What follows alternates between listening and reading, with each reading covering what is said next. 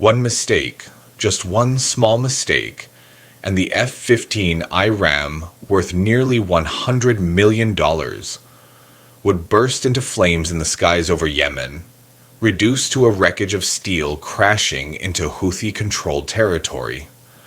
But that night, no mistake was made. No one fell, except for the enemy's airfield itself. At 2:13 a.m. on a windswept runway in southern Israel, 4 F-15 fighter jets, the most powerful long-range strike aircraft in the region, began to roll. No runway lights, no radio signals, not a single word from the control tower. They lifted off in absolute silence, flying at an altitude of just 150 feet, equivalent to an 8-story building. They streaked over the Red Sea, exploiting every terrain gap to avoid detection. No satellite spotted them, no radar tracked them. The flight was moving through a tactical shadow, a zone where neither Russia nor Iran could hear or see them. This was not just a military mission, it was a statement. A statement from Israel, from the United States, and most importantly, from President Donald Trump. Since returning to the White House in early 2025, Trump immediately reinstated the doctrine of preemptive strikes, a war philosophy he believes once gave America and its allies absolute dominance on every front. No waiting to be attacked, no delayed retaliation, but striking first at the right place at the right time and on the right target. Yemen's Sana'a International Airport, the destination of this mission, was not just an airport. It was a hub for transferring Iran-backed Shahed 136 kamikaze drones, a command center for Houthi operations, and a critical node in an early warning radar network built by Russia.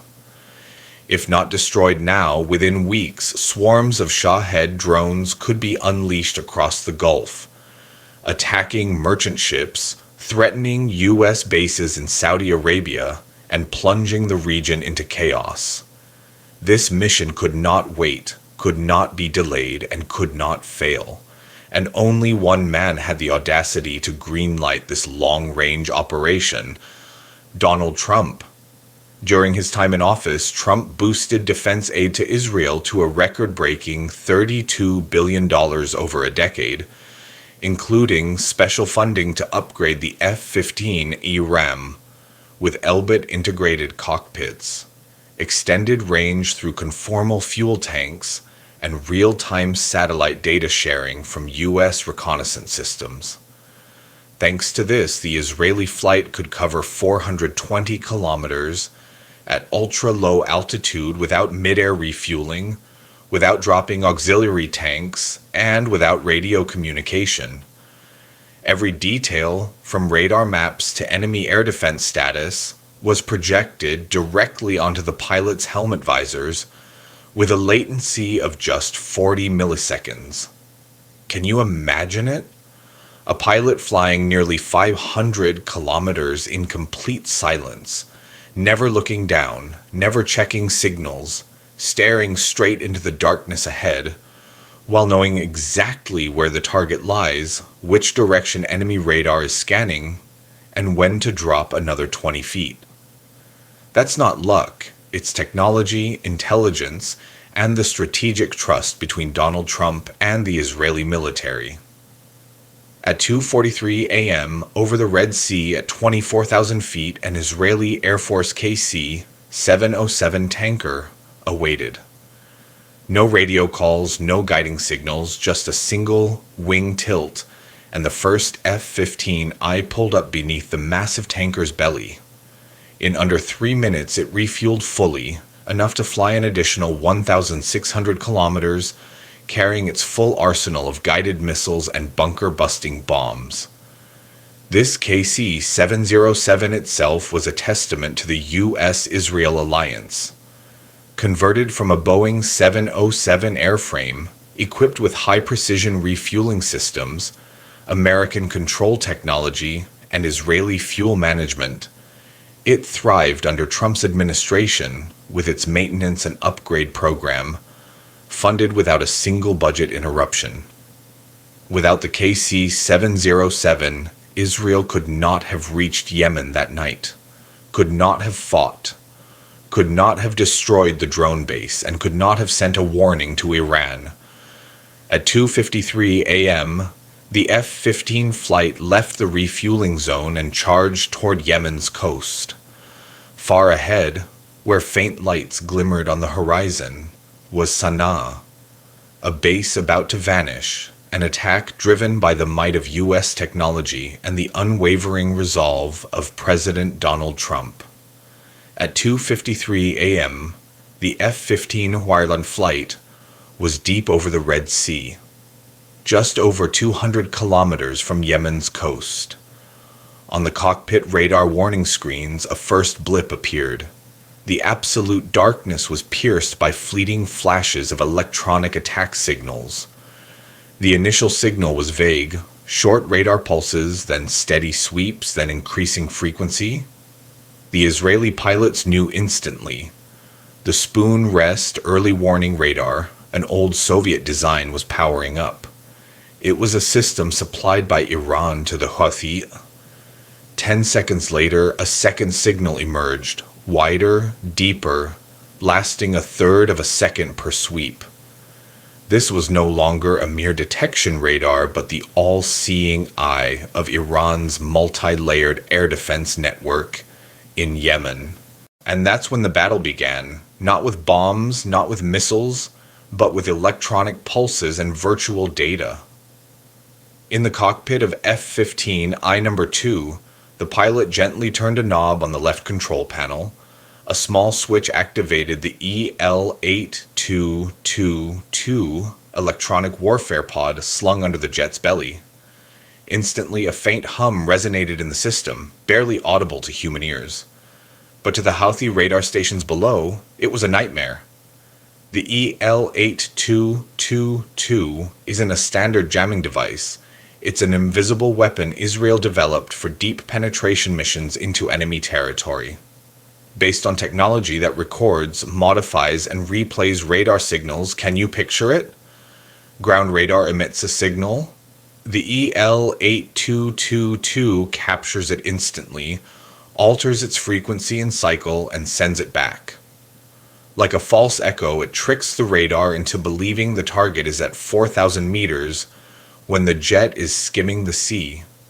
It signals a target moving slowly northeast when the flight is circling west at near Mach 1. This isn't old-school signal jamming. It's deceiving the radar into believing a lie. A minute later, Jets 3 and 4 activated their own pods. Electronic warfare pods is the term. The 4 EL-8222 units, linked via encrypted data, created a multi-layered virtual jamming network, simulating decoy targets flying in multiple directions at varying altitudes. On the Houthi radar screens below, what appeared wasn't 4 F-15s, but over 10 chaotic signals moving erratically, with mismatched speeds and altitudes. This wasn't stealth. It was making the enemy fire at phantoms. At 3:01 a.m., a third radar signal appeared on the warning system. An SA-6 gainful fire control radar near Al-Dailami base, east of Sana'a. It locked onto a target for exactly 5 seconds before losing it completely. Why? The signal it detected wasn't a real jet, but a digital clone crafted by the EL-8222. Perfect frequency, perfect intensity, but entirely fake. For the next 3 minutes, the Houthi air defense system descended into chaos. Radars flickered on and off, alarms blared, then fell silent. Panicked officers shouted over radios, but no one could provide clear answers. At that moment, a glowing red outline appeared on the pilot's helmet displays. Sana'a loomed on the horizon just 18 kilometers away at 2,000 feet. No more hiding, no more radar shielding, no more darkness for cover. All they had now was speed, precision, and weaponry honed over decades with US backing. Have you ever thought about that moment? Flying into a death zone, knowing the enemy is awake, knowing it's all or nothing. You have to trust.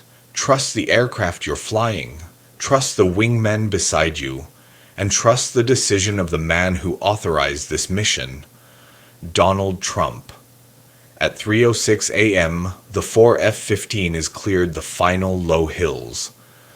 Before them lay Sana'a International Airport, its targets pre-coded 12 hours earlier. Less than 20 kilometers from the airport, in the cockpit of F-15, Gaur number 1, the helmet-integrated display projected a crystal-clear scene. The main runway, fuel depot, mobile radar cluster, and the Shahed 136 drone coordination area, all encoded from U.S. satellite imagery, taken just 12 hours prior. Can you imagine?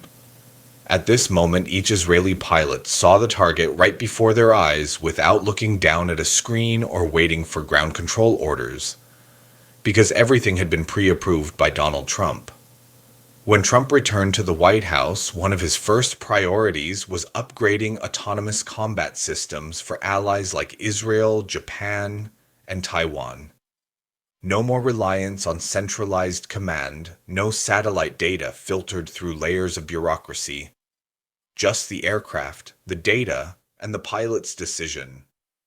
At 3:07 a.m., the formation held steady at 2,000 feet, pushing speeds to nearly 480 knots. No time for hesitation. Weapons free! The command came not via radio but as a silent green light on the pilot's visors.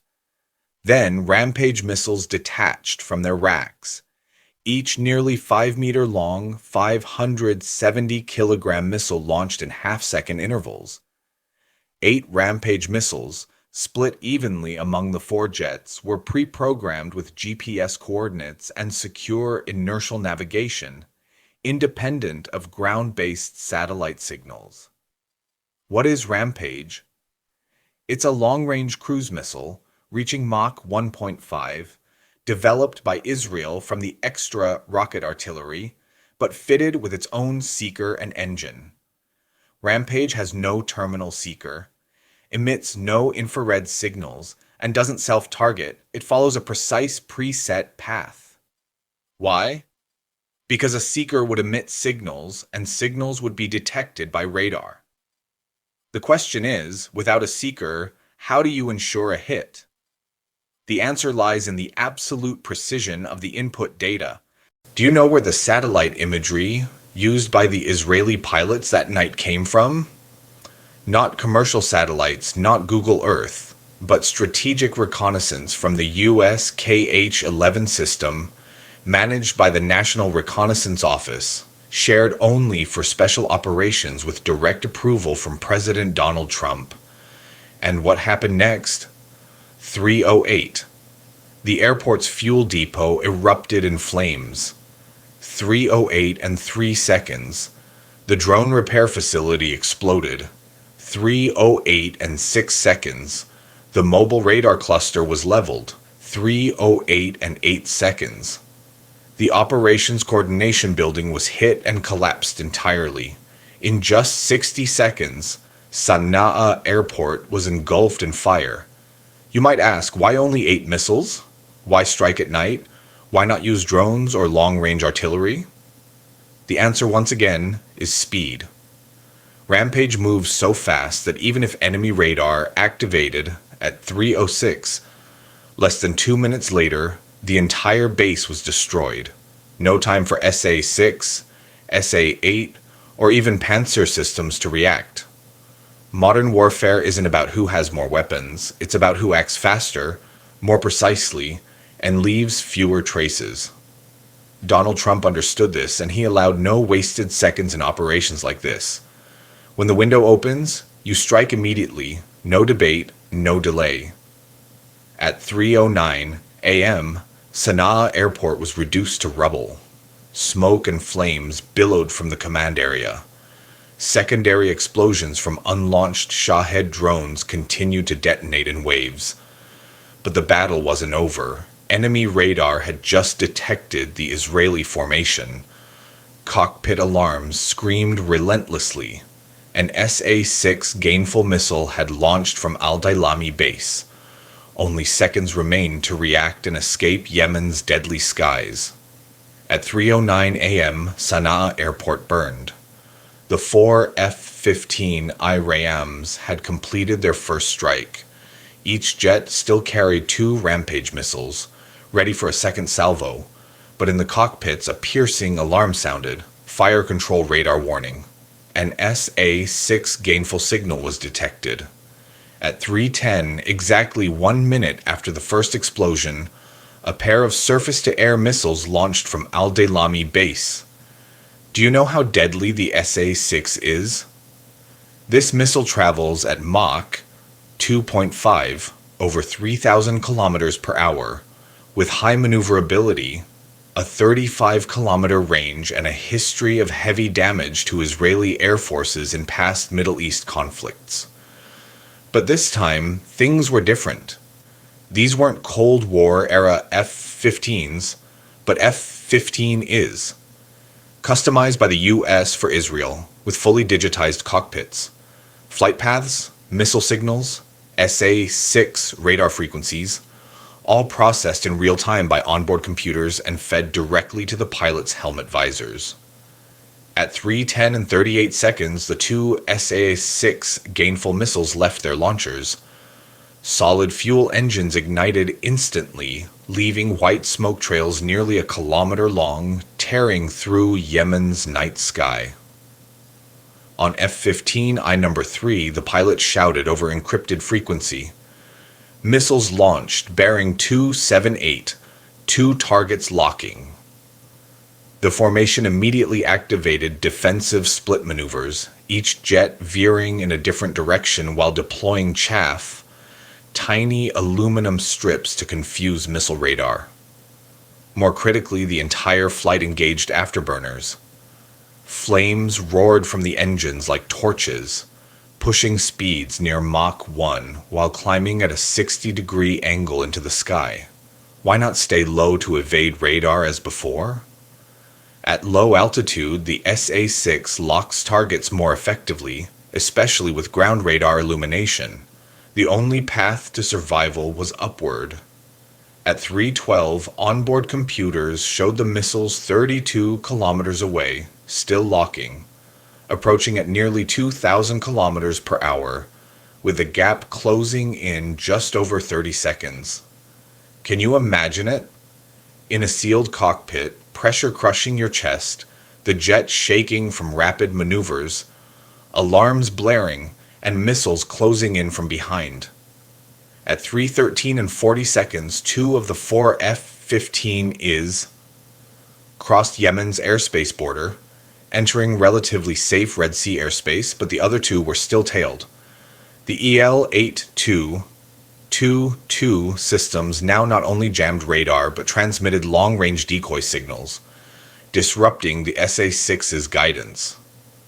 Combined with fake target data from the other jets, each missile was forced to choose among 4 virtual targets, each with near-perfect signature matches. At 3:14, the SA-6 pair began to waver, their flight paths unstable. They suddenly veered north, chasing decoy signals instead of real targets. One exploded mid-air, the other vanished from radar. All 4 F-15Is emerged unscathed. No scratches, no losses, only racing heartbeats and flight suits soaked in sweat. Why did the SA-6, a weapon that once devastated Israel, fail this time? The answer isn't just piloting skill or altitude, it's the electronic brain of the F-15I and the technologies supplied by the US over years, especially under Trump. It's an active, multi-layered electronic warfare system combining aircraft, decoy radar, linked data, and instant response. No more step-by-step human control. Everything is handled automatically by the jet's AI. It's a fusion of man and machine, refined through thousands of training hours and billions in investment. At 3:15 a.m., the Israeli flight was beyond Houthi radar range. Behind them, an airport once a hub for Iran's Shahed drones was now ash. This wasn't just a victory over Sana'a's skies, it was a triumph of technology, strategy, and Trump's preemptive strike doctrine. At 3:15 a.m., the 4 F-15Is vanished into the Red Sea's darkness. Behind them, an airport, once Iran's drone operations hub in Yemen, was a blazing ruin, smoke rising thickly in the Houthi night. Then, silence returned. No claim of responsibility, no commercial satellite footage, no surviving witnesses to tell the full story. But the world knew what happened. The question isn't whether Israel attacked, it's how they penetrated so deeply and escaped so flawlessly.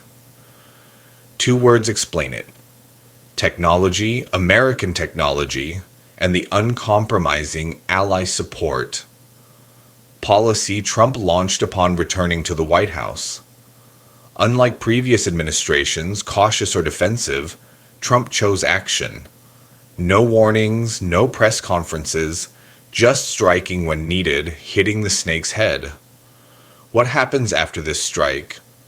Will Iran keep supplying kamikaze drones to the Houthis? Will Russia react after their radar systems were so easily breached? Will Gulf nations pick a side? No one has the exact answer. But one thing is certain: Trump's return has created a new strategic landscape.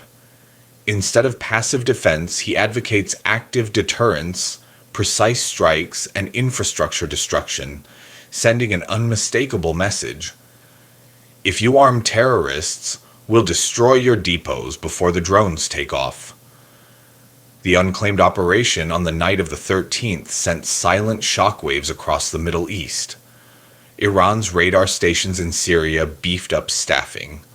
The Houthis pulled their remaining drone stockpiles to western deserts. Chinese oil tankers quietly rerouted to avoid the Bab el-Mandeb Strait. The world needs no news bulletin. Silent actions carry more weight than any statement. Have you ever considered that the most effective deterrence isn't striking the front lines but hitting the critical nodes the enemy least expects?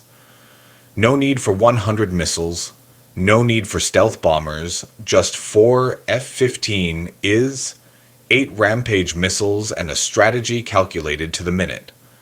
That's the mindset Trump brought to the U.S. Defense Department. No flash, no international sentiment, just real power and real results. The final question for you is this: in a world growing increasingly chaotic, do we dare trust deterrence through action, or keep hoping for warnings no one fears anymore? Donald Trump doesn't wait for change. He is the change. And if America's enemies think this was just a warning shot, they haven't realized it's only the beginning. Modern warfare doesn't erupt with declarations. It starts with the quietest sound: the whistle of a Rampage missile streaking toward its target before anyone can react. If you're watching this video, consider: how much of modern warfare is unfolding unseen, and how many strategic decisions can only exist with a president willing to act before it's too late? Is the world safer with Trump's return?